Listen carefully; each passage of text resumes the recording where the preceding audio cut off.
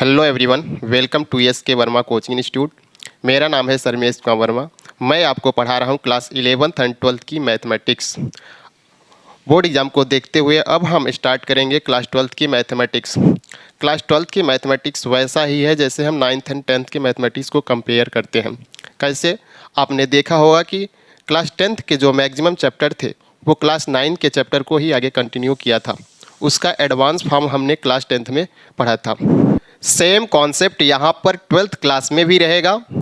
यहाँ पर आपको कुछ चैप्टर्स दिखाई दे रहे होंगे, हमने इसको कैटेगराइज किया है। इस कैटेगरी के चैप्टर आपको 12th क्लास में पढ़ना है। ओवरऑल आपको क्लास 11th का एडवांस फॉर्म क्लास 12th में पढ़ना है।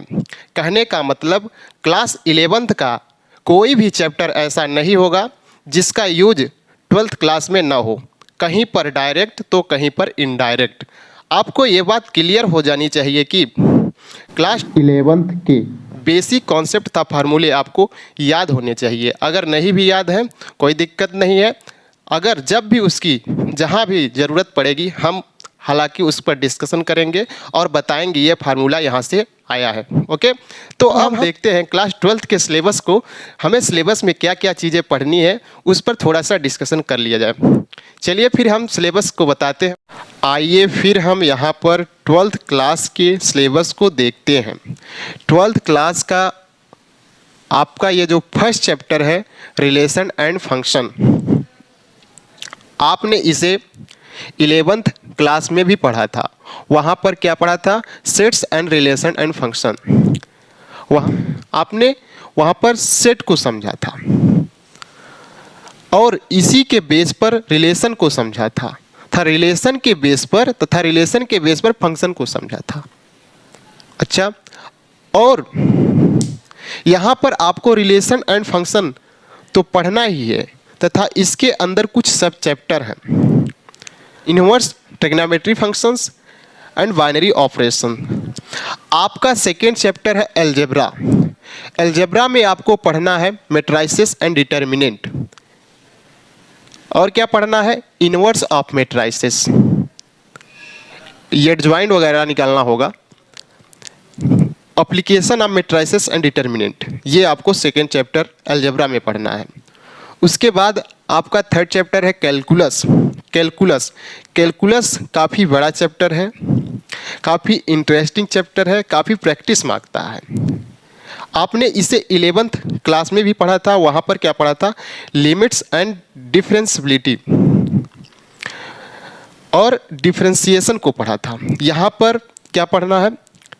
डिफरेंशिएशन तो पढ़ना ही है, एप्लीकेशन ऑफ डेरिवेटिव वो भी पढ़ना है। उसके बाद higher order derivative, first order, second order. फिर आपका स्टार्ट होगा इंटीग्रेशन, एप्लीकेशन ऑफ इंटीग्रेशन। फिर क्या पढ़ना है? फिर आपको differential equation and linear differential equation. ये पूरे बंच को क्या बोलोगे? कैलकुलस। ये सीबीएसई बोर्ड के हिसाब से 44 मार्क्स का होता है,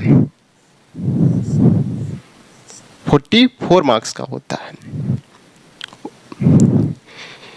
यानी आप कह सकते हो कि क्लास 12th का जो आधा सिलेबस है वो कैलकुलस ही है। तो कैलकुलस आपको अच्छे से समझना है, इसके सारे कॉन्सेप्ट पर आपको क्वेश्चन सॉल्व करना है, और उसके बाद आपका ये जो फोर्थ चैप्टर है वेक्टर्स एंड 3 डायमेंशनल ज्योमेट्री। आपने 3 डायमेंशनल ज्योमेट्री 11th क्लास में भी पढ़ा था। यहाँ पर उसी को आगे कंटिन्यू करना है। एंड वेक्टर्स को भी आपने 11th में फिजिक्स में पढ़ा था, उसी चैप्टर को आगे यहाँ पर पढ़ना है। अच्छा, सीबीएसई बोर्ड के हिसाब से आपका ये जो फर्स्ट चैप्टर है वो 10 मार्क्स का है एंड सेकेंड चैप्टर जो अलजेब्रा है ये 13 मार्क्स का है। ये जो वेक्टर्स वाला पोर्शन है ये 17 मार्क्स का है। उसके बाद आपका फिफ्थ चैप्टर है लीनियर प्रोग्रामिंग। हालांकि ये बहुत छोटा चैप्टर है, इसका जो मार्क्स डिस्ट्रीब्यूशन है वो 6 मार्क है और इसके अंदर कोई भी सब चैप्टर आपको नहीं पढ़ना है। यह केवल एक ही चैप्टर है, इसके अंदर कोई भी सब चैप्टर नहीं है। यह बहुत छोटा चैप्टर है। इसका जो मार्क्स है 6 मार्क्स है। उसके बाद है प्रोबेबिलिटी, ये 10 मार्क्स का है। यह जो कैलकुलस है 44 मार्क्स है आउट ऑफ 100 में 44 मार्क्स कैलकुलस का है। अच्छा, तो ये इस प्रकार से ये थ्योरी का पेपर 100 मार्क्स का हो जाता है। ये सीबीएसई बोर्ड के हिसाब से है।